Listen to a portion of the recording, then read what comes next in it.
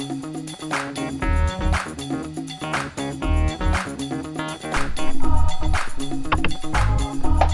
thanks for logging in. Today we have a special guest with us, Tyler Salka from our ASU Sun Devils. Tyler, thank you for joining us. How you doing? Doing good, man. So, as you know, this is the fifth installment of JB Logs. Just to give you a rundown of what we do here on the show, we reach out through Facebook, MySpace, imagine if people still have it, YouTube, Twitter, whatever people need, and what they do is they shoot to me different sports topics or things that they feel is important in the world of sports. I go over it. We've had a couple good followers, some good feedback and stuff like that. But today I figured instead of me talking like every week has been, I figured I'd spruce it up a little bit and have a guest. Talk a little about ASU football? Yeah, talk about a little bit ASU football. I know it's been a while since that good bowl game in San Francisco, whooping Navy 56-14, I believe. That was a good feeling. What was that like, man?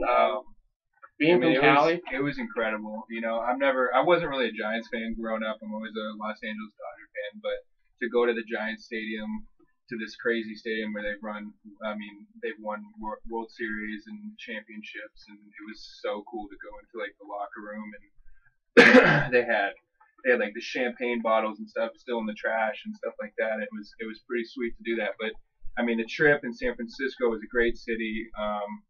Great people, you know, we did a lot of cool things. It was really fun to kind of meet Navy, and they were real nice. I mean, on the field we were kicking each other's asses.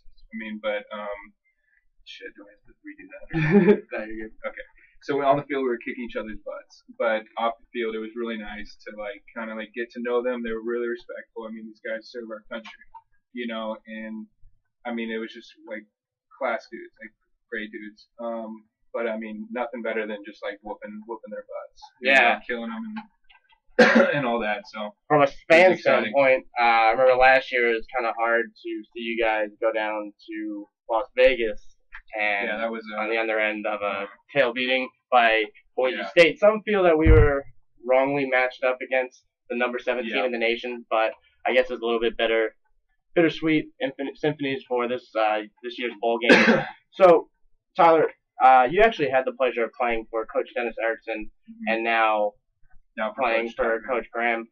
What is it like? Is there a big difference in the style of coaching between the two? I mean, I think it's big enough for everybody else to see. You know, I mean, just based on the fan base this year from the year before with Erickson, it's just, I mean, there's the community is behind us. You know, so I mean, there's a huge difference. I think that, I mean, mainly we needed discipline. We needed discipline in our program. There was people who run around wild doing their own things, and we needed people to, you know, teach us what to do, tell us what to do, get us on track, get us to the right way, you know, get us going. And I mean, that was something that Coach Graham has actually brought to us, along with character and just family. You know what I'm saying? I've never had, I mean, I know the guys now better now than I do with Todd Graham than I did with Coach Erickson. Okay. You know, I would never think that I'd be friends with half the dudes that I'm friends with now, and just because we share with each other, I mean, stories with each other. We would go to Camp T.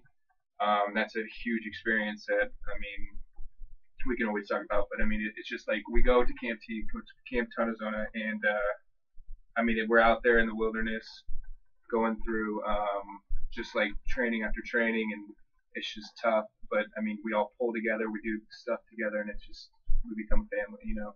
That's unique. I mean, most Sun Devils fans thought that Todd Graham was going to be more of those smash mouth, no nonsense type of dictator, but from what you're telling me, it seems that he's more of a player's coach. He's definitely a player's coach. I mean, he's definitely reaches out. I mean, we can always, his door is always open. We always go into his office when anything we need, say hi, whether it's we have a problem in our life or we need help with something, and he's always there to help us. So okay, that's good to hear. I mean, it's always good. We have a strong ASU fan following to know that our coaching staff is that much more of a family. It's that good to hear. Moving topics here. In sports, as you know, steroids seem to be a hot topic. With you being a football player ever since you were a little kid in Pee Wee, now being in the college ranks, getting closer to hopefully the pros, is steroids something that is a big deal here in college sports, or is it something that's really not talked about because it's not really relevant? You know, it's kind of it's more under the radar. You know, it's there. It's almost like you know it's there, but you don't ask about it. You know what I'm saying? Like there's people. There's obviously, I can tell you right now that there's people who take steroids. And it's there. There's plenty of opportunities to take it. Like I mean, it's cheating almost. It's just people do it to get where they need to go, but I mean, there's plenty of hard work and everything else that you can go to and get to just do it all natural. You know what I'm saying? But I mean, I'm not gonna lie to you and say that it's not there. But it's definitely there, and there's definitely people around the world around the nation in college sports who take it.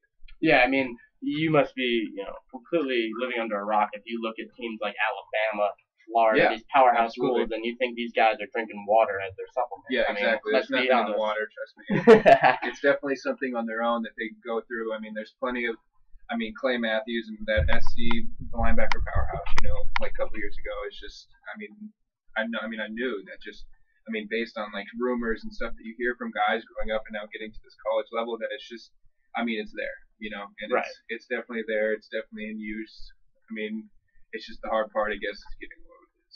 So how do you being, a clean athlete, how do you stay focused and fight the temptation of, say someone asking you if you want to get bigger in shorter time, or you getting faster, or Mainly, it's almost like expensive, but it is expensive, and I'm not saying that I don't have the money to take it. That's the reason I'm not doing it. But it's just that, we work so hard now that there's plenty of other things that the coaches, we have nutritionists, sports medicine guys that come in and they tell us what we can take, what we can't take.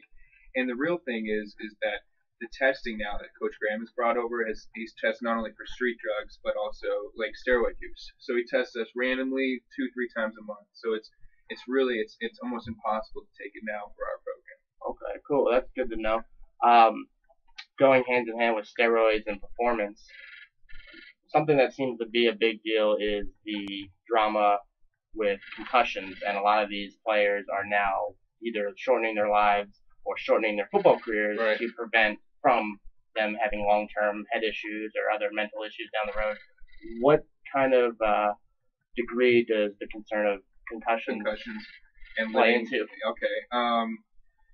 I've had about like 2 or 3 concussions in my life, and I don't know how many that you need to like stop being able to play football. But it's a serious thing. It obviously increases things later down the road, but you play the game. Anyone who's ever played football, plays it because they love it. They love to beat the person in front of them and put him on his back, or and score touchdowns. It's just like one of those things that people are just naturally made to play. You know what I'm saying? And it's hard to think like later down the road that I'm gonna have problems like with my head or whatever it is. And anyone who's played football is gonna have problems. It's a risk you take. It does happen around, but I don't even almost think about that. I just think about playing and trying to get play time, and then when it's done, it's done. Right. So, go ahead. Kind of, laugh about it now, worry about it later type thing. Exactly. I know that I'm gonna miss. I hate football, like going into training and all that stuff, but when it comes to game day, it's a different story. And that's what people play for, and that's what people watch. And it's tough to say that, oh, I don't want to play football anymore because of these head injuries and I'm scared. It's just that that's what I've been playing for like the last 6-7 years. And that's like my life. So I can't really say that I'm not going to worry about it now, but definitely down the road, it's going to happen, whatever it is. But I'm just going to have to work with it and say that these were the glory days. Yeah, exactly. Throw away, something you love for maybe, risk maybe down the road. Who knows, But I agree with you. It's something you love. It just goes along with the game. Exactly. It's a tough sport. You guys wear your helmet. Yeah. I suggest strap your chin strap tighter than normal. Yeah, there's people who don't strap the chin strap, people who don't. Now they're trying. The referees are trying to get it so that, helmets come off, you come out for a play. Now, or mouthpiece come out, you come out for a play. Like you make sure that everyone has mouthpiece. It's just. There's so many rules now, like down. Like in NFL, like can't hit, head helmet help, Right. So there's precautions that we're taking, but you're never gonna take the toughness out of football, Right. It's always gonna be the same kind of just core, like it's just, what I'm saying, it's just like the way people play. Players only getting stronger, faster. So as long as they just do better tackling drills or things to accommodate the scares of concussions, then I think we'll be all right. From There's definitely, player standpoint. Definitely, the coaches are definitely looking out for our safety and our best interest. So we do tackling drills, but at this level in college, it's just we stick to technique, but we know already so much of our own that we stick to like our game plan. You know what I'm saying? Like we're all college athletes working. Well, I mean, we're all good, so we're just working game plan instead of like tackling drills and stuff like that. But there's still times where we get penalties in a game that we still need to practice those things, and go back to those. Back to basics kind of thing. Okay, definitely. Well, we're getting towards the end of our segment here, Tyler. I wanted to thank you for coming out. Just a little of a recap. Playing for Todd Graham has been more of a family type atmosphere than Erickson. Yep, he definitely reaches out to us. He's there for anything we need. So. Okay, and steroids, it's around college football, but for those that stay honest, it's not a big deal because they find other ways to maximize their gameplay naturally. And then last but not least, concussions are an issue, but if you stick to techniques and you have proper form, then it shouldn't be a concern of yours. Right. And the love of a sport is overbearing to the fear of concussion anyway. Right. Accidents do happen, and that's just part of playing, and it's just something that people are gonna have to deal. Everyone's gonna have to deal with one time or another. Like I've had injuries, my share of injuries, and I haven't had my share of injuries. So it's just it's a matter of time, but you can't think that way. You know what I'm saying? So it's just you just gotta play. Okay. And then 8-5 last year, 5-4 in the conference. We did have a bowl victory. Mm-hmm. What do you want to tell the Sun Devil fans to look forward to next year as our season? Well, to start, I want to thank you, and thank everyone around that is supporting us. The Devil Walk was great this year. I think that there was a lot of fans. Trust me, you have our back, we have your back, and we're going to try to win as many as we can. The support from you guys does help a lot, and it's nice to have you guys on our side. So. Well, with that, I want to thank you, Tyler. Good news is we don't play Oregon this year. That's true. So Stanford and their tough running game will be our matchup. That's true. Yeah, we're gonna have a tough season in the beginning, but I think we're gonna do good. So. Well, from here at Tempe, 1330 AM Blaze Radio, I am Jess Berg alongside my man Tyler Selka, number 88, possibly switching back to number 54 next season, but for now, 88. Other than that, I want to thank you guys for tuning in every week as we play here at 1330 AM Blaze Radio, and we continue to cheer on our beloved Sun Devils. So once again, Tyler, thank you, and I look forward to the season.